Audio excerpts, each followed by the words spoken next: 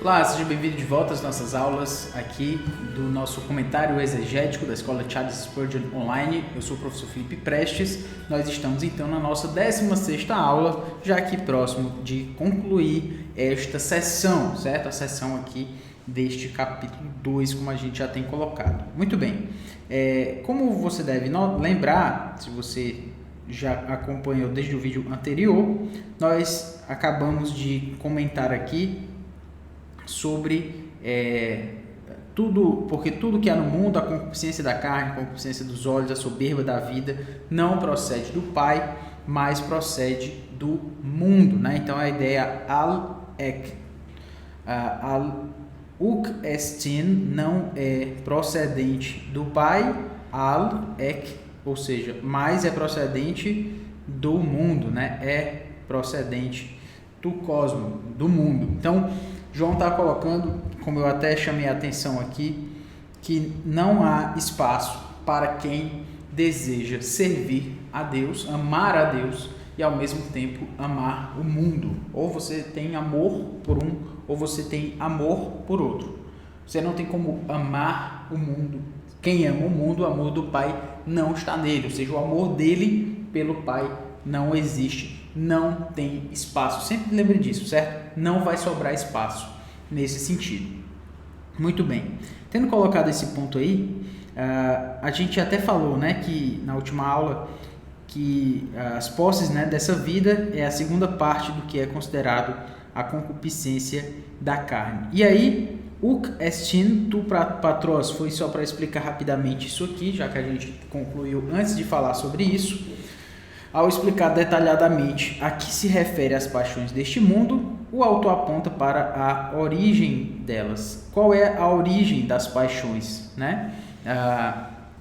As atitudes, os valores mundanos, né, eles nunca vão proceder de Deus. Então, alguém não pode simplesmente desejar as coisas do mundo e botar, digamos assim, a culpa em Deus. Não, a culpa está em si mesmo, na pessoa que desejou mais amar a Deus, aliás, amar ao mundo do que amar a Deus. Então, esses valores, eles não procedem, certo? Não procedem de Deus. E sendo assim, eu acho que a gente poderia parar e pensar um pouco disso, em termos de aplicação também, seria pensar assim, olha, esse mundo aqui, ele é um mundo que a gente presta atenção na origem das coisas, né? As coisas, elas têm uma origem e sendo essa origem uma ou outra, isso faz diferença para a gente, não é assim? Então, a gente quer saber de onde as pessoas vêm, o que elas fazem, de onde, né, a origem delas. E quando a gente sabe que uma coisa não procede de Deus, a gente não pode esperar que isso seja uma coisa boa, certo? E é até interessante porque às vezes a gente até considera algumas decisões para a nossa vida e a gente acha que isso veio de Deus. Não, isso aqui foi uma coisa de Deus. Será que foi de Deus mesmo? Se aquilo afastou a gente da comunhão com Deus, às vezes é um emprego, um trabalho que afastou você de Deus, deixou você mais longe da sua família, enfim, e aí você diria o quê? Você diria que isso afastou você de Deus, isso veio de Deus? Não. Aquilo que procede de Deus não é do mundo, e aquilo que procede do mundo não é de Deus. É oposto, simplesmente oposto dessa forma. A relação entre eles é oposta, certo? Então, se alguém amar o mundo, fica claro dessa forma, de que se alguém amar o mundo, o amor do Pai não está nele. Então, essa seria, de fato, uma razão suficiente para a gente não amar o mundo. O quê? O fato de que se eu amar o mundo, o meu amor pelo Pai não vai existir no meu coração, certo? É interessante notar as pessoas, às vezes, tentando se dividir na sua vida espiritual e a sua vida mundana, certo? Faz às vezes uma divisão, não, o que eu faço ali na night, isso não tem nada a ver com a minha vida na igreja, uma coisa é uma coisa, outra coisa é outra coisa e tal. Não tem espaço, como a gente já colocou, já ficou claro, certo? Já ficou claro. Isso não procede do Pai, procede do mundo. Essas concupiscências, essa vontade, esse desejo, ele não procede do Pai, mas ele procede do mundo. E isso também deveria fazer a gente pensar um pouco em termos de o que o Jonathan Edwards coloca, né, como afeições religiosas. Talvez seria uma forma de a gente parar um pouco e pensar sobre isso, né? A gente viu alguns pontos aí sobre epithemia, certo? Sobre desejo em termos de Deus, e aí a gente pensou, né, poxa, são desejos, muitos deles negativos e tal, mas se a gente pensar em termos de desejos no sentido do próprio Deus, isso mesmo, se eu pensar em termos de desejo, a minha vontade, os meus sentimentos, será que eles estão direcionados para Deus? Ou será que eles estão direcionados somente para as coisas desse mundo? Faz sentido você parar e pensar um pouco sobre isso, certo? Muito bem. Tendo colocado isso aí, a gente pode ir para a nossa tradução, certo? Agora a gente vai para o capítulo 2, no versículo 17, certo? É um outro texto aqui que a gente tem. Lembrando rapidinho, para você não ficar voando aí, caso você não saiba grego, é que o versículo 17 é aquele que diz: ora, o mundo passa, bem como a sua concupiscência.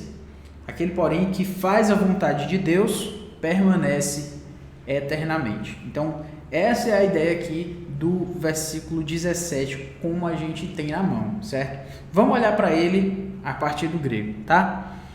Para a gente fazer a nossa boa e velha tradução, palavra por palavra, versículo por versículo, certo? Vamos lá. Aqui nós começamos com o kai. Kai. Você já deve lembrar que a palavra kai, ela significa i, certo? Kai significa i. Vamos aqui para João 2,17, para a gente poder fazer aquela nossa boa e velha análise, né? Com relação às palavras, como elas aparecem, frequência e tudo isso. A palavra kai é a palavra para i, como você deve lembrar. Então, a razão, aqui como nós temos, né, é a razão para não amar o mundo, i. Vamos começar com letra maiúscula, já que é o começo do texto, né, da frase. I. E aí, esse i, é bom lembrar que o kai, ele tem o significado de i, mas vou ter que dizer, né, muitas vezes no grego, o kai não vai ser necessariamente i, às vezes ele vai ser então, né, portanto e tal. Professor, como é que eu vou saber? Bom, vai depender muito do contexto realmente. Sinto dizer, né, às vezes eu tenho medo do aluno pensar que quando o professor não sabe o que responder, aí ele diz contexto, né? É que nem quando o aluno faz uma pergunta e o professor diz assim, isso seria um bom assunto para um trabalho, né? Às vezes o aluno desconfia que é porque o professor não sabe responder, né? Mas é isso mesmo, tá? O kai, ele significa e às vezes significa também, e às vezes significa então, porque às vezes essa é uma partícula que, assim como o de também, ela segue o fluxo do argumento do autor, certo? Então isso é uma coisa diferente. Quando você está falando sobre o fluxo do argumento do autor, a gente está falando sobre algumas partículas que vão marcando esse fluxo, certo? Então quando você tem um fluxo legal, certo, assim, que o autor colocou ali, então isso vai nos ajudar muito para a gente poder fazer a nossa análise, e isso a gente vai poder notar esses kai, esse de, que vão aparecendo ali, marcando aí a argumentação do autor, certo? Estou falando tudo isso por quê? Porque a atualizada traduz o kai aqui como ora. Por quê? Porque é a argumentação, né? Ele está seguindo ali, ele acabou de falar que o mundo, ele diz que não procede do Pai, mas procede do mundo. Aí a gente pensaria, ora, o mundo passa bem como a sua concupiscência. Ou seja, se a gente dissesse, e o mundo passa e a sua concupiscência, ficaria um pouco, estilisticamente, talvez não ficasse tão interessante assim, certo? Então, vamos lá para o próximo aqui. Cosmos. Cosmos. A palavra cosmos, como você já deve saber, significa o mundo, certo? o mundo. Lembrando aqui que ela está na sua forma nominativa.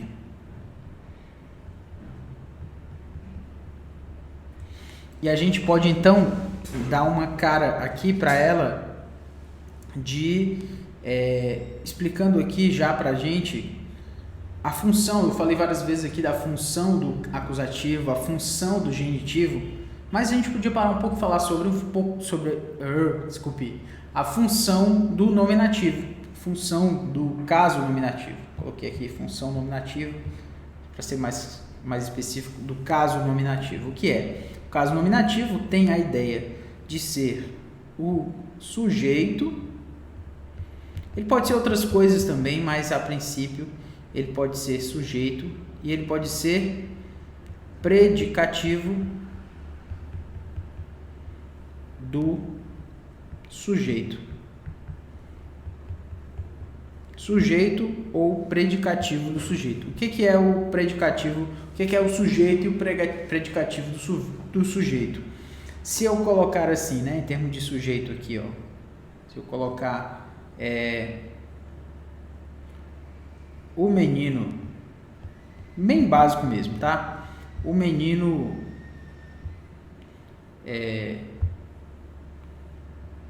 chuta a bola, certo? Quando eu digo o menino chuta a bola, você pergunta, né, quem é que pratica a ação? Quem pratica a ação é o menino. Então, nesse caso aqui, ele é o sujeito, certo? Se essa palavra, vamos colocar aqui para melhorar aqui, né? O homem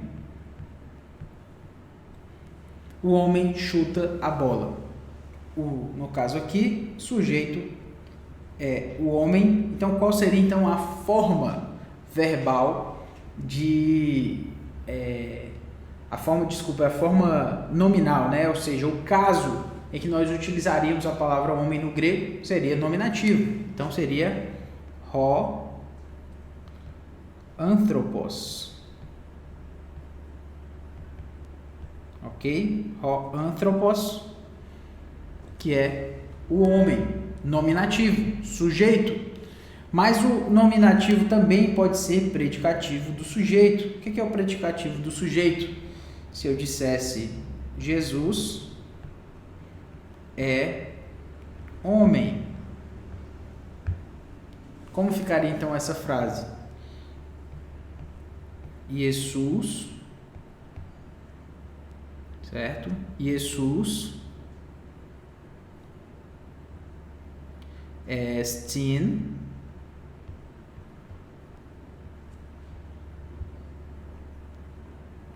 e aí anthropos.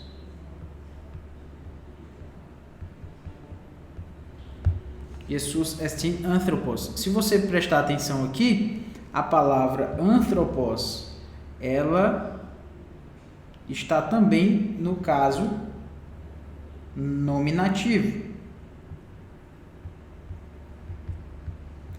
Só que nesse caso aqui, ela é predicativo do sujeito. Ou seja, ela é algo... Quando a gente fala predicativo do sujeito, é porque ela predica a ideia de predicativo. Predicar é igual a dizer algo sobre, certo? Predicar é igual a dizer algo sobre. E dessa forma, então, o predicativo do sujeito, qual é a palavra na frase que diz algo acerca do sujeito, que predica sobre o sujeito? Bom, é essa aqui. Jesus é homem. Ela está predicando. Vou até colocar aqui, ó. Predicando sobre o sujeito, que é Jesus. Então, sujeito predicativo do sujeito. A minha pergunta para você seria, então, diante disso, né? A palavra cosmos, tendo explicado aqui, ficou até bonito, não foi? Tendo explicado aqui, ho cosmos paragetai. O verbo paragetai, ele significa passa, certo? Passa, o mundo passa. Então vamos colocar aqui o mundo paragetai. Então você já sabe que paragetai significa passa. Deixe-me colocar aqui quantas vezes a palavra aparece no Novo Testamento. Paragetai.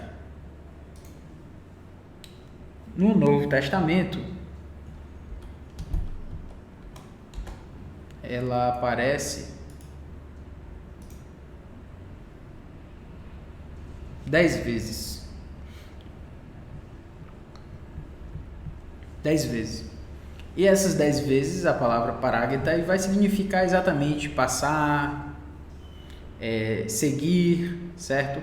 Então, Mateus 20:30, e eis que 2 cegos, assentados à beira do caminho, tendo ouvido que Jesus passava, certo? Então, Jesus passava, paragei, verbo é o mesmo verbo, né? Marcos 1,16, caminhando junto ao mar da Galileia, viu os irmãos Simão e André que lançavam a rede ao mar, porque eram pescadores. Aqui no caso de Marcos 1,16, e caminhando e passando, né? A ideia aí, caminhando, passando, é a ideia para paragetai, certo? Inclusive, paragon, a ideia aí do passando. Uma outra palavra aqui, Mateus 9:9, partindo Jesus dali, viu um homem. Então a ideia de partindo, o mundo parte é a ideia de seguir, certo? Ele vai, o mundo vai, certo? O mundo passa. Essa é a ideia colocada aí, certo? 1 Coríntios 7:31, e os que se utilizam do mundo como se dele não usassem, porque a aparência deste mundo passa. A aparência deste mundo passa. Então, até a metáfora, aí a referência é a mesma, né? O fato de mostrar que o mundo é algo que passa, que não fica aqui, que passa, certo?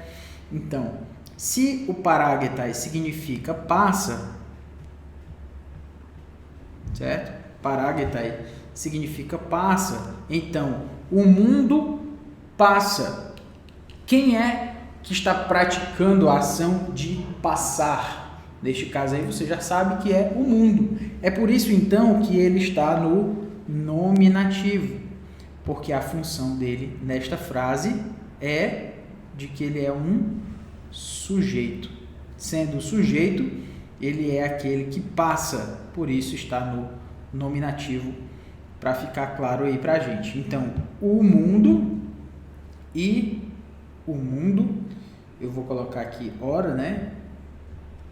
Para você saber que é uma opção, certo? Ora, o mundo passa. O mundo passa. E o que eu acho muito interessante aqui é porque ele diz assim, ó, e o mundo passa, e aí ele utiliza o cai.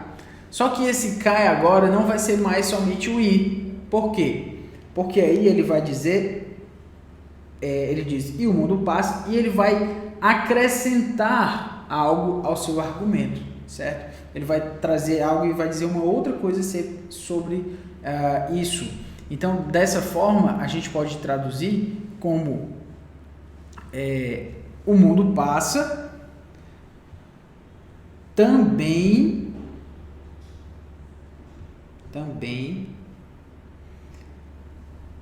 a concupiscência ou o desejo, reepithemia, certo? É bom colocar também que a palavra epithemia, da mesma forma de cosmos, também está no caso nominativo.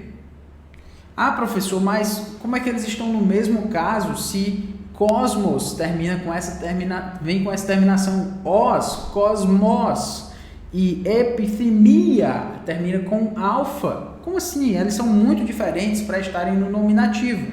A minha resposta para você seria, então, que epifemia é uma palavra que está, então, no feminino, né? No caso aí, na primeira pessoa na primeira declinação, desculpa, primeira pessoa para verbo. Então, reepifemia está no nominativo, mas da primeira declinação.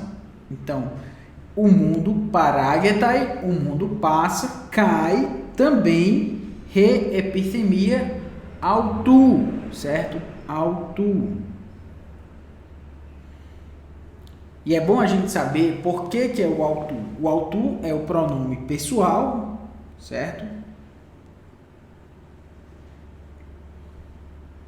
O que é o autu? Ele é um pronome pessoal.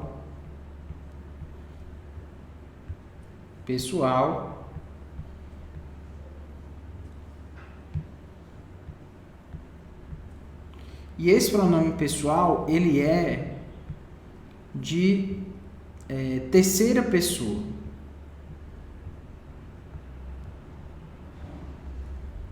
E eu quero que você preste atenção aqui. Se o autós é terceira pessoa, a gente tem a terceira pessoa, sendo que ela, no português, qual é a terceira pessoa do singular, certo? A terceira pessoa do singular no português. Faria essa pergunta.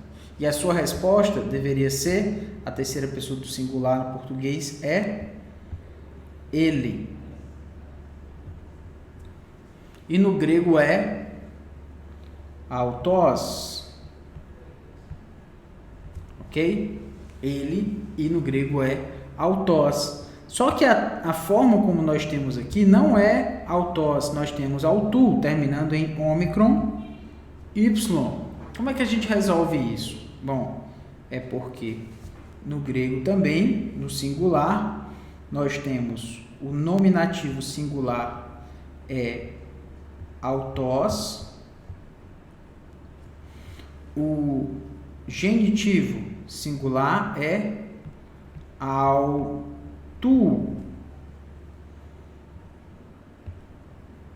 o dativo singular vai ser auto, com iota subscrito, e o acusativo singular será autônomo, certo? Autônomo. Beleza, professor. Qual é a forma da palavra que nós temos aqui no versículo 17? É autu, ou seja, é um genitivo singular. Sendo um genitivo singular, para você lembrar, o genitivo muitas vezes ele tem a ideia de posse, certo? Mais ou menos essa ideia de posse. Então, esse autu, se ele é a ideia, certo? Relacionada. Deixa eu pegar isso aqui. Não, agora vai ficar mais complicado se eu fizer isso. Se eu fizer da seguinte forma, certo? Se eu disser autós, seria ele. Se eu quiser acrescentar a ideia de ele, mais uma ideia de posse, normalmente a gente vai usar a preposição de, certo? De. Então, se ele é nominativo singular, se eu acrescentar um de aqui, de mais ele, vai ficar dele, certo?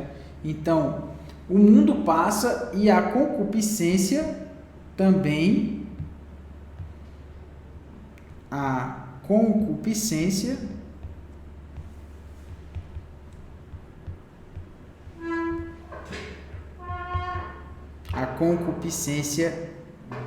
dele. Ou uma outra forma de falar concupiscência dele poderia ser também a sua concupiscência. Ok? E assim a gente termina essa primeira parte, certo?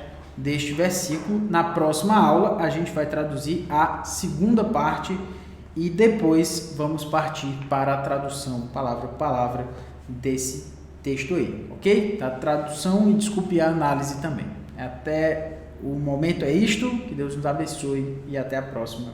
Valeu!